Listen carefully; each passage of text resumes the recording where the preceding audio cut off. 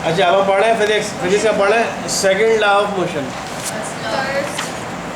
बस अच्छा first law of motion, sorry first law of motion हम पढ़े फर्स्ट लॉ ऑफ मोशन। ठीक है, फर्स्ट लॉ ऑफ मोशन में हमने पहले क्या पढ़ा था? कल हमने पढ़ा law of conservation of momentum पढ़ा था और उससे हमने न्यूमेरिकल देख लिया था।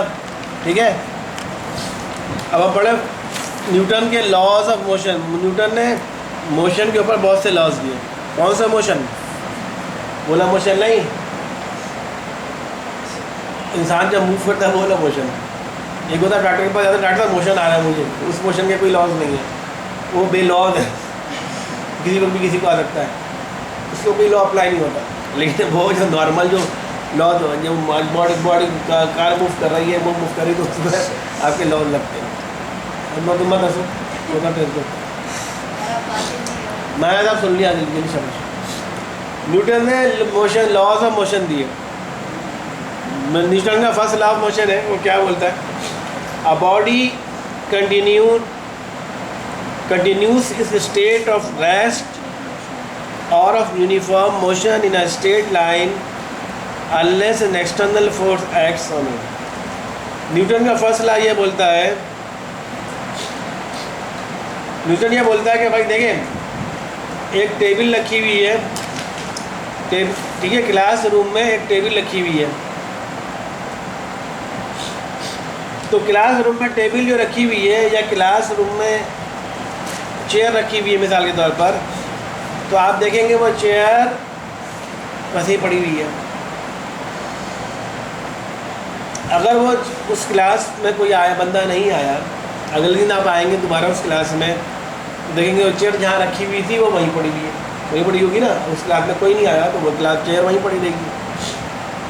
और एक हफ्ते तक कोई क्लास में नहीं आया, एक हफ्ते बाद भी अगर आएंगे तो देखेंगे चेयर वैसे ही पड़ी हुई होगी, अगर उस क्लास में कोई जिन नहीं हुआ तो। ठीक है, जिन हुआ तो अलग बात है, लेकिन वैसे ही पड़ी रहेगी। ठीक है, अब अगर उस चेयर को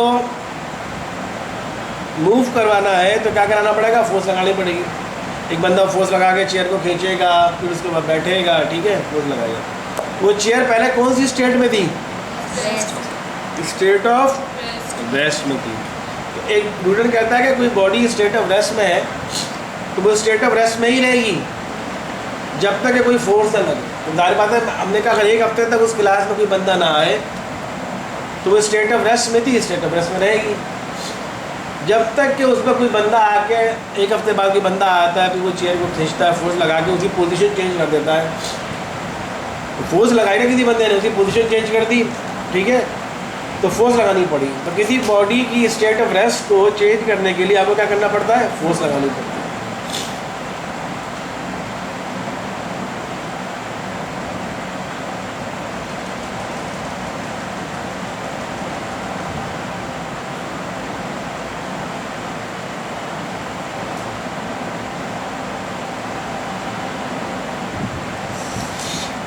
इसी तरह आप एक फ्लैट सरफेस के ऊपर, फ्लैट सरफेस का मतलब एक अच्छी सरफेस, फ्लैट सरफेस हो, स्मूथ सरफेस हो, उस पर कोई बॉल को रोल करवाएं, बॉल को रोल करवाएं, बॉल घूमेगी, जागी अगर बॉल को रोल करवाएं, बॉल यहाँ से होती जाती चली जाएगी। क्या हुआ? बॉल और वो सरफेस, फ्लैट सरफेस बहुत बड़ी है, बहुत दूर तक आपको नज़र ही नहीं लगा कहाँ है, इतनी दूर तक आपने बॉल को रोल करवाई। क्या हुआ? बॉल जाएगी, घूमते घूमते घूमते घूमते जाती रहेगी या रुकेगी?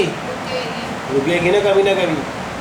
तो अब न्यूटन का लॉ जो है वो बोलता है कि जो बॉडी अगर स्टेट ऑफ रेस्ट में है तो स्टेट ऑफ रेस्ट में रहेगी। अब कोई बॉडी स्टेट ऑफ मोशन में है तो आपने जब बॉल को मूव करा तो स्टेट ऑफ मोशन में आ गई, तो वो स्टेट ऑफ मोशन में रहनी चाहिए, वो रुकी क्यों?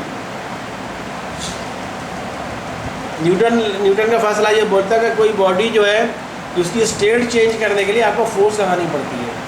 और कोई बॉडी स्टेट ऑफ रेस्ट में है तो अगर आप उसकी पोजीशन, आप उसकी स्टेट को चेंज करना चाहते हैं, रेस्ट मूव करवाना चाहते हैं, तो आप फोर्स लगाएंगे तो मूव करना शुरू हो जाएगी। और कोई बॉडी अगर स्टेट ऑफ मोशन में है और आप चाहते हैं कि स्टेट ऑफ मोशन को चेंज कर दें, स्टेट ऑफ रेस्ट में ले आएँ, तो आप फोर्स करना लगा के उसको रोक लें। लेकिन जब बॉल को आपने फेंक दिया एक बार, अब वो रोल हो रही है, जब ग्राउंड के ऊपर जा रही है उसको तो कोई रोक नहीं रहा ना, तो वो रुक क्यों रही है? वेलोसिटी कम होगी तो रुकेगी ना। वो तो वेलोसिटी कम क्यों हो रही है? क्योंकि सब एक जगह कांस्टेंट मूव कर रही है, जैसे अब अपनी एनर्जी वेस्ट हो रही है, एक जगह चल रही है, चलती जा रही है, चलती जा रही है, उसके बाद चलते चलते वेलोसिटी कम होगी, वेलोसिटी कम होगी, चलने से वेलोसिटी क्यों कम होगी? फ्रिक्शन हो रहा है। फ्रिक्शन है असल बात। असल में होता है क्या, देखो जब कोई बॉल रोल हो रही होती है ना ज़मीन के ऊपर, ये बहुत बड़ा ग्राउंड है, इतना बड़ा ग्राउंड का आपको नज़र ही नहीं आ रहा कहाँ पे गिरा। आप उसको अगर बॉल फेंके, अगर आपने स्टेट ऑफ, पहले आप बॉल आपके हाथ में है स्टेट ऑफ रेस्ट में, आपने बॉल को ज़मीन में रोल किया, अब वो स्टेट ऑफ मोशन में आ गई। अब वो स्टेट ऑफ मोशन में हमेशा रहेगी, यकीनी तौर पर हमेशा रहेगी, लेकिन कब? अगर उस बॉल पर कोई फोर्स ना लगे। तो इस बॉल जो, लेकिन हम देखते हैं कि बॉल आगे जाके रुक जाती है। इसकी वजह ये है कि उस बॉल पर फोर्स लग रही है। भाई कौन सी फोर्स लग रही है? Force of attract. ज़मीन अपन बॉडी को अपनी तरफ फोर्स से खींचती है, ज़मीन अपनी फोर्स से खींच रही है। एक तो force of attraction, gravity, force of attraction लगा रही है, उसके बाद बॉल रुक रही है। उसके बाद दूसरा, ज़मीन, बॉल और ज़मीन आपस में टच हुई हुई है ना ये, तो उसकी फ्रिक्शन, जिसे रगड़ कहते हैं, रगड़ की वजह से, रगड़ की फोर्स हमेशा क्या होती है? अपोजिट डायरेक्शन में होती है। अब यदि बॉडी मूव कर रही होती है, जिस डायरेक्शन में बॉडी मूव कर रही होती है, अपोजिट डायरेक्शन में फ्रिक्शन की फोर्स लग रही होती है, तभी तो बॉडी रुकती है। वो जब हम कोई बहुत फ्लैट सरफेस में, बहुत शाइनी फ्लैट सरफेस के ऊपर स्लीपर लेके चलते हैं तो कभी स्लिप कर जाते हैं, क्योंकि हमारी स्लीपर और फ्लैट शाइन सरफेस के ऊपर के दरमियान फ्रिक्शन बहुत कम हो जाती है, तो स्लिप कर जाते हैं। तो लेकिन जब बॉल का ग्राउंड पर रोल करवाओगे तो बॉल, क्योंकि बिल्कुल फ्लैट चीज़ से होती नहीं है, मेरे पास बॉल है, आपको देखने में तो फ्लैट लग रही है, हाँ जी चलो बॉल है, उसका कोई ऊपर नीचे तो नहीं है, लेकिन और ज़मीन, चलो ज़मीन भी बहुत फ्लैट है, लेकिन फिर भी उनके दरमियान टच हो रही ना, जब भी दो बॉडी टच हो रही होती है तो उनके दरमियान फोर्स ऑफ फ्रिक्शन प्रोड्यूस हो जाती है। अब जैसे वो बॉल मूव रोल करती जाएगी, फोर्स ऑफ फ्रिक्शन उस पर जो अपोजिट डायरेक्शन में लगती जाएगी, फोर्स ऑफ फ्रिक्शन लगती जा रही है, क्योंकि बॉल और ज़मीन आपस में टच है। जब तक टच रहेगी वो लगती जाएगी, ठीक है। और ये वक्त आएगा तो दो फोर्स लगेगी, एक तो ज़मीन फोर्स अपनी फोर्स से खींच रही है बॉडी को, फोर्स की डायरेक्शन खींच रही है, फोर्स से खींच रही है नीचे की तरफ, और दूसरा फोर्स ऑफ फ्रिक्शन लग रही है। ये दो फोर्सेस की वजह से बॉल आखिरकार एक जगह रुक जाती है, ठीक है। तो इसीलिए बोलता है कि, तो ये तो हमने क्या कहा, तो न्यूटन ने फर्स्ट लॉ यही बनाया मोशन का, कि first law of motion Newton का ये बोलता है, a body continues its state of rest और state of motion, uniform motion. एक बॉडी अपनी रेस्ट की हालत में रहेगी, या अगर यूनिफॉर्म मोशन कर रही है तो यूनिफॉर्म मोशन की हालत में हमेशा रहेगी, unless an external force acts on, जब तक कि कोई एक्सटर्नल फोर्स पर ना लगे उसकी स्टेट को चेंज करने के लिए। जब कोई बॉल ज़मीन पर रोल कर रही होती है तो एक्सटर्नल फोर्स कौन सी होती है? फ्रिक्शन की फोर्स और ज़मीन की अपनी फोर्स ऑफ अट्रैक्शन। दो फोर्सेस उसको रोकने की कोशिश करती है और बॉल आखिरकार थोड़ी दूर जाकर रुक जाती है। ये दो फोर्सेस एक्सटर्नल फोर्सेस होती हैं जो कि लग रही होती है बॉल के ऊपर, इस वजह से बॉल रुक जाती है। इसी तरह कोई बॉडी अगर स्टेट ऑफ रेस्ट में है तो स्टेट ऑफ रेस्ट में रहेगी जब तक कि कोई उस पर फोर्स ना लगाए, उसको मूव ना करवाए। जैसे एक बॉल जगह खड़ी हुई है, ग्राउंड के ऊपर खड़ी हुई एक बॉल है, जगह रुकी हुई है। अब अगर जब तक आप फोर्स नहीं लगाएंगे बॉल खुद ब खुद तो नहीं चलेगी ना, आप फोर्स लगाएंगे तो फिर मूव करेगी। तो इसी तरह तुम अपना टाइमिंग दे देना 10 बजे का, तुम्हारा टाइमिंग 10 बजे की आज की। तो न्यूटन का फर्स्ट लॉ ऑफ मोशन ये है, क्या बोल रहे हो? किंजा कौन है? हाँ तो ठीक है, आप जाके तो अभी तो 9 भी नहीं बजे, आपको 9 बजे का टाइम मैं बोला, 9 बजे तक तो बैठे हैं, अभी तो 9 बजे भी नहीं। आपसे ये बात की थी ना 9 बजे तक बैठेंगी, फिर अभी तो 9 नहीं बजे, अभी तो 15 मिनट है 9 बजने में। बोल कर आए, इधर से जाए, तुम्हारी तो 10 बजे होगी आज, तुमने टेस्ट बहुत गंदा दिया। सर दोबारा भी तो दे रहा हूँ। हाँ दोबारा दो ना, दोबारा टेस्ट दो, दोबारा चेक करोगे, दोबारा चेक करोगे, गलती नहीं निकलेगी, फिर गलती निकली तो दोबारा टेस्ट। सर 2 चैप्टर है। हाँ क्या हुआ, तो पहली मरतबा पक्का याद करो, पहली मतलब पक्का याद करो। ऑफ और से तो मिलेगी ना। ना जरूर निकलेगी, तो आप भी तो लिखो, सही लिखो ना, पक्का नहीं होगा। पक्का होगा। अरे बहुत पक्का थोड़ा। आप वहाँ की गलती नहीं निकली, तुम्हारी गलती बहुत सारी निकली बहुत हो जाएगा फिर। है। बहुत हो जाएगा। चलिए वो शाबाश, ठीक है। तो पाकिस्तान में मैच निकलेगी। मैंने मैच में बात नहीं करना। सर मैच अब बॉडी तो न्यूटन का फर्स्ट लॉ ऑफ मोशन क्या बोलता है कि बॉडी अगर स्टेट ऑफ रेस्ट में है तो स्टेट ऑफ रेस्ट में रहेगी, और स्टेट ऑफ मोशन में, यूनिफॉर्म मोशन में, स्टेट ऑफ मोशन में रहेगी जब तक के उस पर बाहर से एक्सटर्नल फोर्स ना लगे। ठीक है, ये न्यूटन का फर्स्ट लॉ ऑफ मोशन, बहुत आसान मोशन है, उसका लॉ है। दूसरा अब आता है इनर्शिया। इनर्शिया किसे कहते हैं? नॉर्मल दुनिया, नॉर्मल हम अपनी वर्ल्ड में इनर्शिया वर्ड सुना है? इनर्शिया जिसे जमूद, उर्दू में जमूद कहते हैं, बोलते हैं जमूद तारी हो गया इनर्शिया की कैफियत में। इनर्शिया सुना है कभी? जमूद सुना है कभी? क्या होता है जमूद?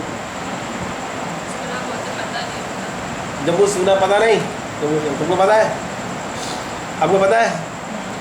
जमूद कहते हैं, जैसे मैं कहूँ इस पर इनर्शिया तारी हो गया, जमूद तारी हो गया, मतलब कोई आदमी जिस कैफियत में है ना वो उसी कैफियत में रहे। एक आदमी पढ़ने बैठा है, ठीक है, आपको पता है कि यह 2 घंटे पढ़ेगा, 3 घंटे पढ़ेगा। अब आपने कहा अभी रात को 10 बजे बैठा पढ़ने के लिए, आपको पता है 12 बजे सो जाएगा पढ़ के, लेकिन आप सुबह उठ जाएगा अभी भी पढ़ रहे हैं। अब बोलो क्या हो गया भाई, इसमें जिन चढ़ गया, ये बोलो जिन चढ़ गया, वो बोलो जिन चढ़ गया, या बोलोगे इसमें जमूद तारी हो गया, वो तो पढ़े जा रहा था, पढ़े जा रहा है, एक बार पढ़ना शुरू किया तो पढ़े जा रहा है, तो रुकने का नाम ही नहीं ले रहा, पढ़े जा, सुबह उठ देख रहा है फिर पढ़ रहा है, रात को देखा फिर पढ़ रहा है, अब 2 दिन से कंटिन्यू पढ़े जा रहा है, तो कोई उल नहीं रहा, पढ़े जा रहा है, जमूद तारी हो गया। कौन सा पढ़ाई का जमूद तारी होगा, वो पढ़े जा रहा था पढ़े, जो काम भी कर रहा हो ना वो जिस कैफियत में, वो कैफियत कब करते ही रहे, कंटिन्यू करते, उसको कहते हैं जमूद तारी होना। समझ आ गई? जो जिस कैफियत में, एक आदमी सोया है और वो सोया जा रहा है, तो सोया जा रहा है, वो पूरी आदमी सो गया, जिंदगी में सोया जा रहा है, उठ के नहीं दे रहा, तो इसमें भी जमूद तारी होगी। समझ आ गई? इसे कहते हैं जमूद तारी हो जाना, इनर्शिया। इसे उर्दू इंग्लिश में इनर्शिया कहते हैं, उर्दू में कहते हैं जमूद तारी हो गया। ठीक है, तो इनर्शिया क्या है? Inertia is the property of an object due to which it tends to continue to its state of rest और motion. Inertia is resistance to change a state. Inertia क्या होता है या जमूद क्या होता है? इनर्शिया किसी भी ऑब्जेक्ट की वो प्रॉपर्टी होती है जिसमें वो अपनी जिस स्टेट में होता है वो उसी स्टेट में रहना चाहता है। अब कोई बॉडी रुकी हुई है, जैसे एक टेबल जो है एक कमरे में मौजूद है, टेबल स्टेट ऑफ रेस्ट में मौजूद है, तो टेबल स्टेट ऑफ रेस्ट में, तो वो स्टेट ऑफ रेस्ट में ही रहना चाहेगी। ठीक है, इसी तरह कोई बॉडी अगर मूव कर रही है, कोई बॉल मूव कर रही है ज़मीन के ऊपर, ग्राउंड पर मूव कर रही है, रोल कर रही है, तो वो रोलिंग कंडीशन में रहना चाहेगी। ठीक है, जो बॉडी जिस कैफियत में होती है वो उसी कैफियत में रहना चाहती है, जिस स्टेट में होती है।